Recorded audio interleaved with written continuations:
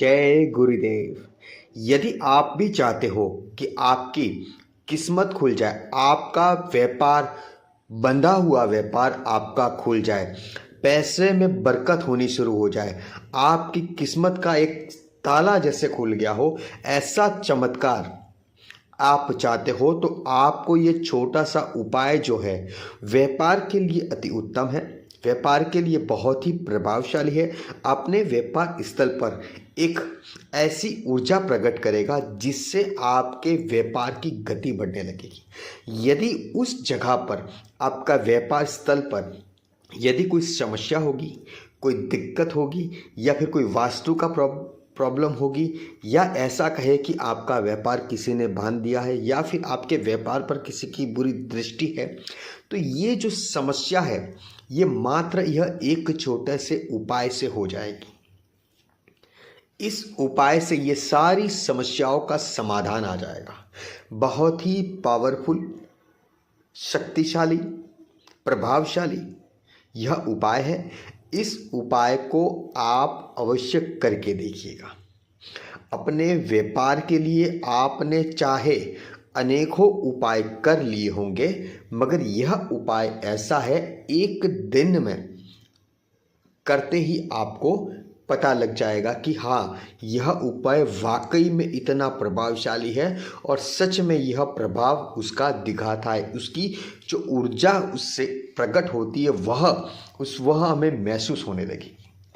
बहुत ही शक्तिशाली उपाय है। तो उपाय कैसे करना है, किस दिन करना है, किस समय करना है, या फिर ऐसा भी कहे कि कौन कौन इसे उपाय को कर सकते हैं, तो ध्यानपूर्वक सुनिएगा। उपाय महिला एवं पुरुष, घर का कोई भी सदस्य, कोई भी कर सकता है, चाहे वह बच्चा क्यों ना हो, वह भी इस उपाय को कर सकता है।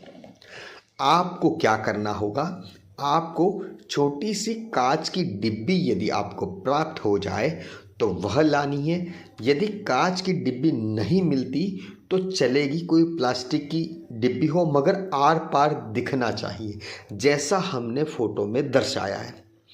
इसी प्रकार की आपको डिब्बी लानी है। और क्या करना है, एक लहसुन, जो लहसुन होती है उसे छील देनी है, छिलका निकाल कर एक लहसुन की कली लेनी है। साथ ही साथ आपको एक तेज पत्ते को लेना है। किसको लेना है? तेज पत्ते को लेना है। लहसुन की कली और तेज पत्ते के ऊपर मौली लपेटनी है। ध्यान रहे जो तेज पत्ता है वह टूट ना जाए।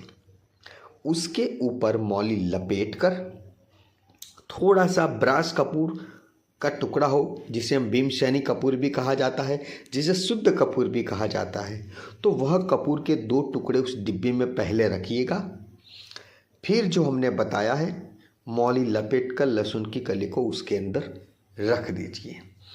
यह करने के बाद में अपने दुकान में, व्यापार स्थल में, चाहे दुकान हो, व्यापार स्थल हो, या फिर ऐसा कहे कि आपकी किसी की भी व्यापार की ऑफिस हो, उस जगह पर जो भी अपने इष्ट देव बैठे हैं उनको दीपक लगाइए, धूप लगाइए, पूरी दुकान में थोड़े गंगा जल के छींटे लगाइए।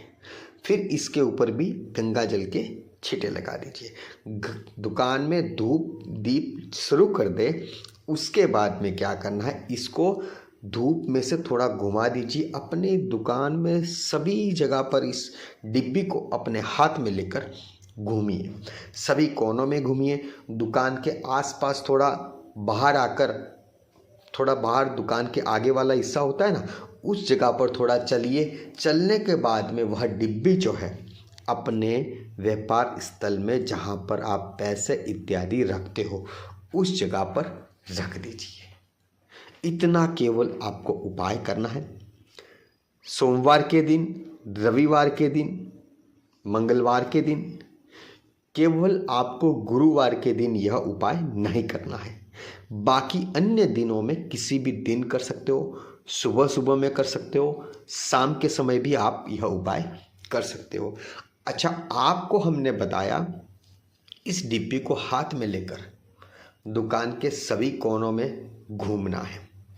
दुकान के बाहर भी आपको घूमना है, यानी कि दुकान से थोड़ा आगे जाइए, फिर पीछे की ओर आइए, सब जगह पर घूमकर आपको अपने वहाँ पर जहाँ पैसे रखते हो उस जगह पर रखना है। घूमने का अर्थ क्या हुआ? यह उपाय जो हमने किया है वह सभी जगहों को देख लेगा, सभी जगहों पर उसकी ऊर्जा घूमने लग जाएगी। जहाँ पर आप घूमे हो उस जगह से कोई भी व्यापार, कोई भी ग्राहक जो भी निकलता है वह सभी ग्राहक आपकी ओर आकर्षित होने लगते हैं। पैसा, धन, यश, मान, प्रतिष्ठा सभी आपको इससे प्राप्त होने लगती है। आसपास कोई ऐसी ऊर्जाएं होगी वह भी इस उपाय करने से दूर चली जाएगी। अपने दुकान में नकारात्मक ऊर्जाएं होगी तो वह भी दूर चली जाएगी। आपके दुकान पर कोई ऐसा समस्या है या आपको लगता है कोई ऊपरी बाधा है या फिर ऐसा कहे किसी की बुरी नज़र है तो वह भी यह उपाय करने से दूर हो जाएगी। एक दिन यह उपाय कीजिएगा, डिब्बी को रख दीजिएगा, फिर आप 6 या 7 महीने में या 5 महीने में वापस इस डिब्बी को बदल के फिर ऐसा ही उपाय दोहराना है। तब तक तो बहुत बड़ी बात हो जाएगी, आप धन्य हो जाओगे।